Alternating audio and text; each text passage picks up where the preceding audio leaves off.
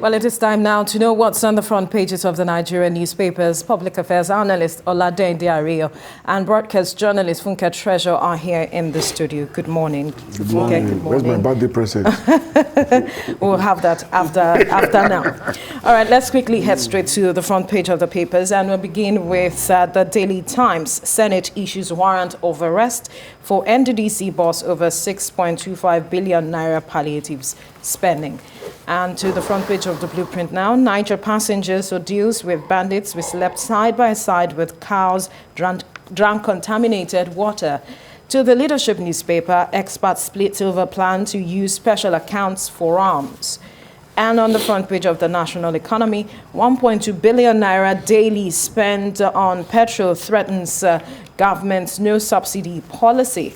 And to the Guardian now, trade restrictions, climate change threaten food supply, name it forecast for grounds food insecurity.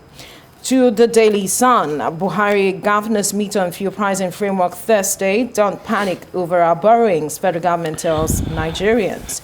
And on the front page of the Vanguard, governors have final say on petrol price hike, federal government. All right, we quickly move now to the front page of the Daily Trust. Borno attack, hundreds trapped as Boko Haram hoist flags in Marte. And to the front page of the Punch newspaper, division among bandits delays abducted Niger schoolboys release. And finally, on the front page of the News Direct, fuel price, electricity tariff. There is no money for subsidy in Gige, says governors to decide finally on Thursday. Now, quickly, let's look at the story on the front page of the Daily Trust, talking about how hundreds are trapped as Boko Haram hoist flags in Marte, and the military must act fast to avoid indoctrination. That's what experts are saying. And Governor Zulum is saying that he's confident troops will reclaim Marte. 5 IDPs have been slaughtered already in Damboa. Now, this is coming at a time where there are concerns across the country with the level of insecurity in terms of kidnapping, banditry, and all of that activities. And concerns are being raised because at some point the government said that Boko Haram had been technically annihilated, and that they had reclaimed all of the states and localities that they had taken hold of, but now we are seeing them, coming up again. Let's get your reaction. What we're saying is the truth and is the reality. When lying became a part of government policy, those are strong words. We have to be careful. Okay. Well, because when we were told that Boko Haram had been annihilated, if my English grammar is anything to go by, when you say a body is annihilated, it means it's been completely destroyed and then brought to waste. But how come, since all of that, they seem now to be bringing the battle to us? But you know that guerrilla warfare style of this sort of conflict means that they could just sprout up somewhere else and show up somewhere else. I believe truly at some point this was achieved. And it was achieved. I believe so. I truly believe so that at some point this was achieved. Okay. And then intelligence was compromised. We had issues with arms and ammunition. We had issues with governance on the battlefield and all of that, and then they lost the ground. And then there were talks about issues of morale. So I truly believe. There is a trending video on the social media of soldiers at the war front crying for food and water. They were soaking gari. Now, when you have all of these things in place, how do you expect a sustained and sustainable control? Which is why one I of the said things. Compromising issues of governance at the battlefield. So for me, I don't now want to believe anything, because over time, so much, we were told more than 4 times that Shekau has been killed. Over and over, you see him in video claiming responsibility for current attacks and all of that. The question still remains that we are not doing enough. What is worrisome? As much as we say that guerrilla warfare and all of that, I'm not a novice in all of these things. Yes, war of attrition. Yes, But the way we are going about it, no serious nation. We are not tackling it with the seriousness we are not doing enough. See, when we look at intelligence gathering to start with, it's not been as it is. All right. And whatever architecture you want to put in place in terms of security must be premised on the quality of intelligence. All right. Let's For me, hear. what is worrisome presently is the fact that the Boko Haram flag has been hoisted somewhere. Marte. You can trek from Maduguri to Marte. And then if you look at the response of our of our military, so the Kagara boys were kidnapped. The Air Force aircraft was deployed. Yeah. And then it crashed. It crashed. NSAS, police were sent to the NSAS venue. They got some people. Behold, the Black Maria had to be pushed. What is even the state of the facilities and equipment and vehicles and perhaps this is why we have the Senate was security. calling for a declaration of a state of emergency with regards to insecurity. You see, if you say you are declaring of emergency, what new thing are you bringing to the table? Okay, that's what they said. The example you gave now, when I saw them physically pushing the Black Maria, I was like, has it gotten this bad? Has it gotten this bad? And there were human beings in that thing who needed ventilation, air to survive. You must understand that. Absolutely. We're not talking of criminals carrying AK-47 and other sophisticated weapons now. For me, people who came out to protest peacefully, so to say. Now, you must understand the fact that we are not up front in our plan to overcome Boko Haram. the tragedy that we were This chasing is a report, people. right? I can tell you that I read a report where the governor said more than 16 local governments have been taken over by Boko Haram. So this is just the latest. Okay? It's not like they have done something new that's not been done before. See, for me, Right. again, the tragedy is that something happened. There was the kidnap of school children. The new security chiefs deployed this aircraft to do surveillance, and then it crashed. So we lost gallant, trained, experienced soldiers in the process. It's a tragedy. Those people have lost their lives. Between when the Kagara incident happened and now, we've seen a spate of, kidnapping. Even the monarch of the president's state town was kidnapped. Yesterday we heard another monarch was kidnapped in Rivers. I hope that we won't get to the point where commissioners, deputy governors, even legislators will start being kidnapped before the leaders of Nigeria will know and realize that there is fire on the mountain. Well, they have been speaking, and that is It is not a matter of speaking. They are saying that. It is not now, a matter this is what they are it's saying. a matter of action. When we talk about action, We cannot be they are saying negotiating with bandits and thinking that, of giving amnesty to bandits. That is something that a lot of persons are there against. There are good bandits and there are bad bandits. Now, I don't what they are understand. saying on the part of governments, especially coming from the Senate with regards to a declaration of a state of emergency, is that once we declare that state of emergency, monies are designated. For instance, they are saying that the 500 billion that has been said to be for palliatives should be transferred to getting equipment, training of soldiers, and having a timeline when we will end this fight against insecurity. Now, for others, they are saying that perhaps we should start looking at devolution of power, restructuring. You see, it gets to a point where you think about Nigeria and then you are worried. You have a personal worry, wondering how did we get here? A situation where we had to degenerate to a level where a country with a standing army, with a standing air force, and all other agencies now have to go on its knees now, negotiating with bandits. It's an indication of failure, leadership failure. And I say it without any remorse.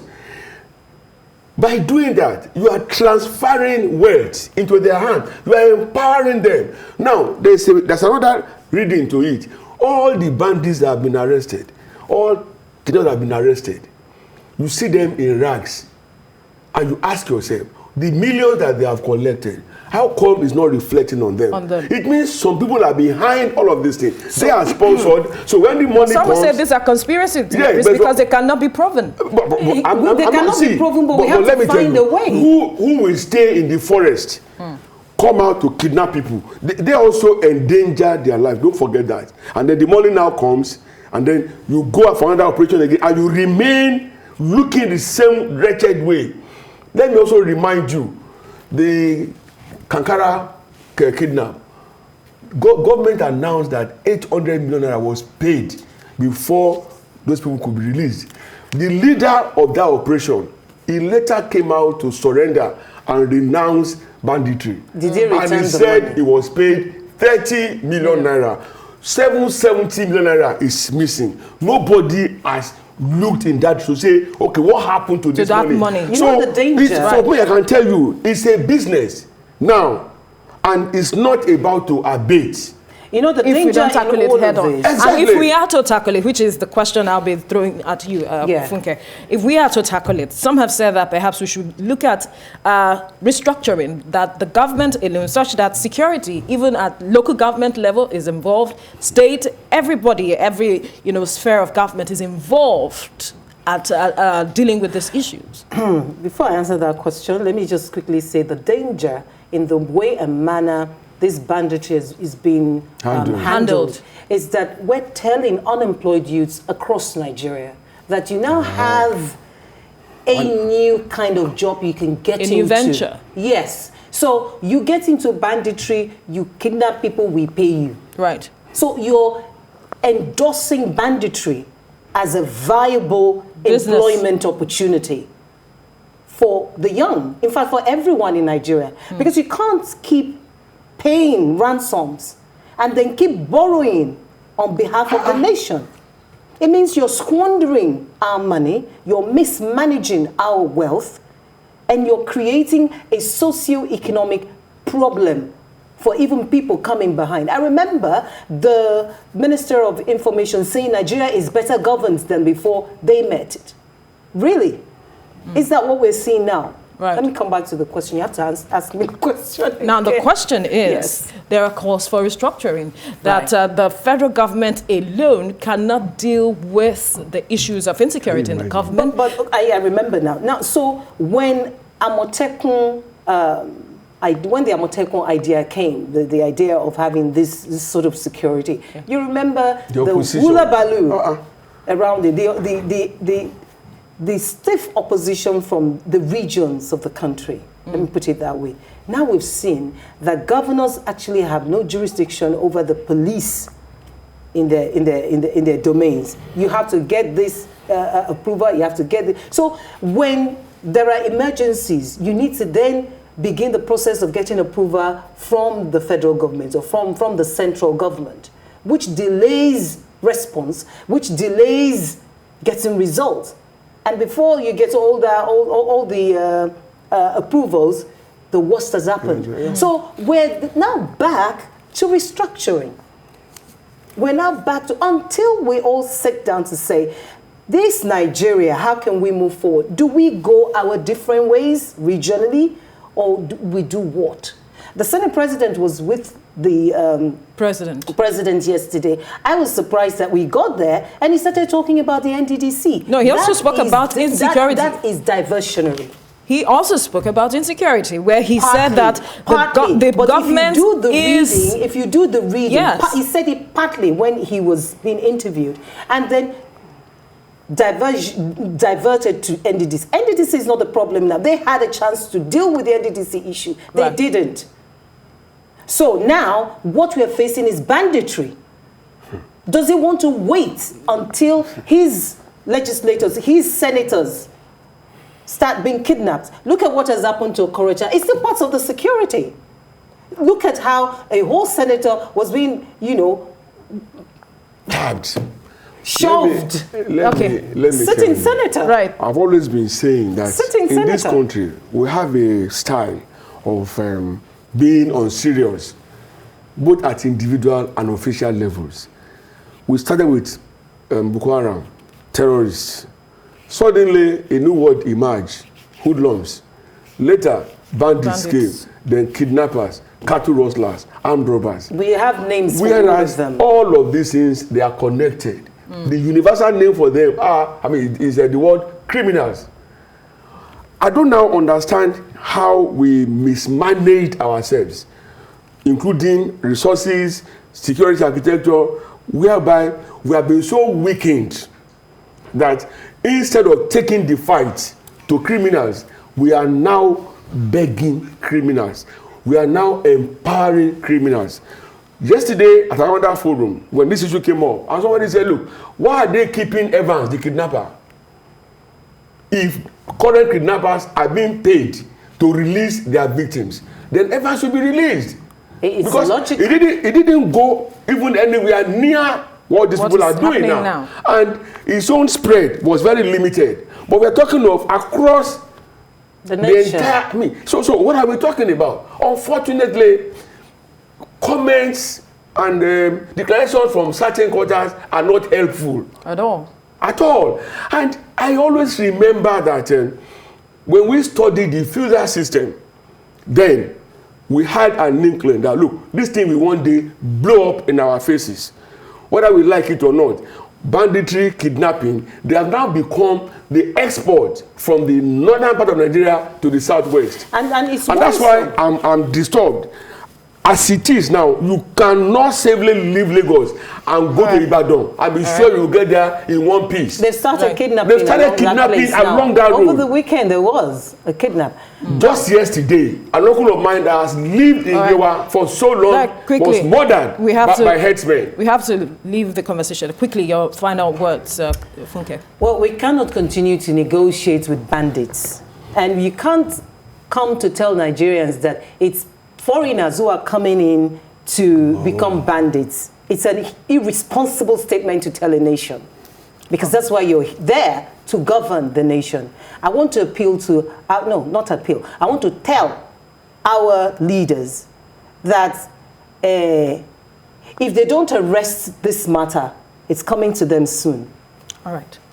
And that's a fine place to leave it. It's like you, the head of a family, saying that the people coming to eat your food in your house are not part of your family. All right. And then you have to go and begin to beg them. Olade Ndiari, of public affairs analyst, Funke Treasure, broadcast journalist. Thank you for your time. Thank you.